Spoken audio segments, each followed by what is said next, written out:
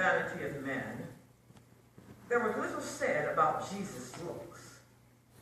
But it was clear that the word was to be focused on his ministries. He grew up before him like a tender shoot, and like a root out of dry ground.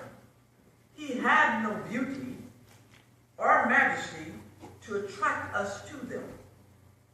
Nothing in his appearance that we should desire him. On the third day, there was a wedding at Cana in Galilee, and the mother of Jesus was there. Jesus also was invited to the wedding with his disciples.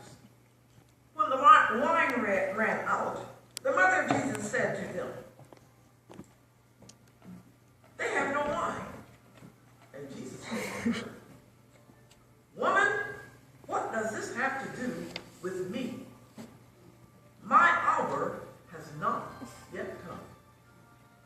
His mother said to the servants, "Do whatever he tells you." Now there were 6 stone water jars there for the Jewish rites of purification, each holding 20 or 30 gallons. Jesus said to the servants, "Fill the jars with water." And they filled them up to the brim.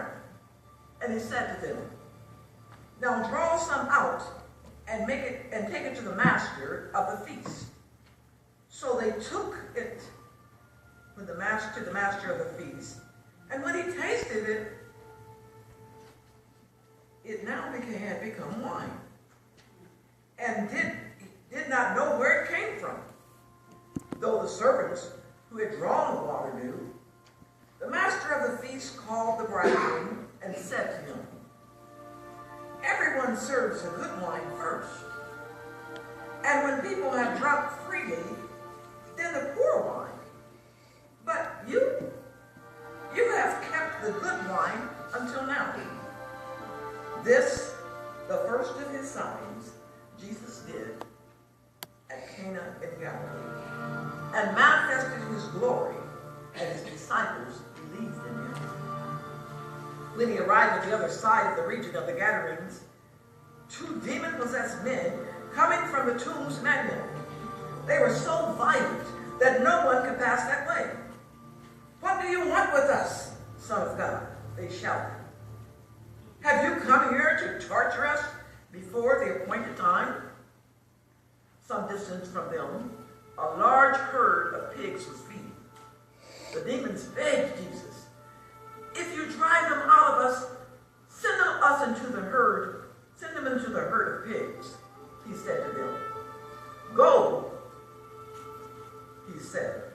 So they came out and went into the pigs, and the whole herd rushed down the steep bank into the lake and died in the water. Those tending the pigs ran off, went into the town, and reported all this, including what had happened to the demon-possessed men. Then the whole town went out to meet Jesus. And when they saw him, they pleaded with him to leave their region. Sometime later, Jesus went up to Jerusalem for one of the Jewish festivals.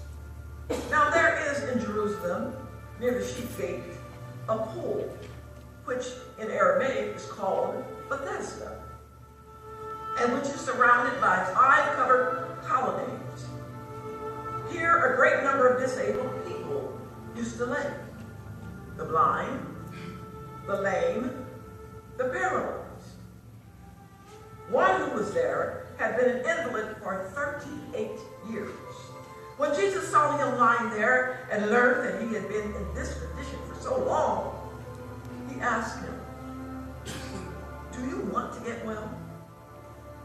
"Sir," the invalid replied, "I have no one to help me into the pool when the water is stirred. While I'm trying to get in, someone else goes down ahead of me." Then Jesus said to him, "Get up, pick up your mat, and walk." At once the man was cured. He picked up his mat and walked. The day on which this took place was a Sabbath. And so the Jewish leader said to the man who had been healed, "It is a Sabbath.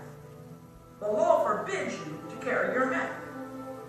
But he replied, "The man who made me well said to me, 'Pick up your mat and walk.'" So they asked him, "Who is this fellow who told you to pick up your mat and walk?"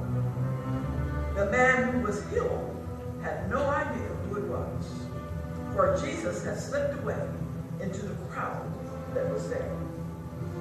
Later, Jesus found him at the temple and said to him, "See, you are well again. Stop sinning,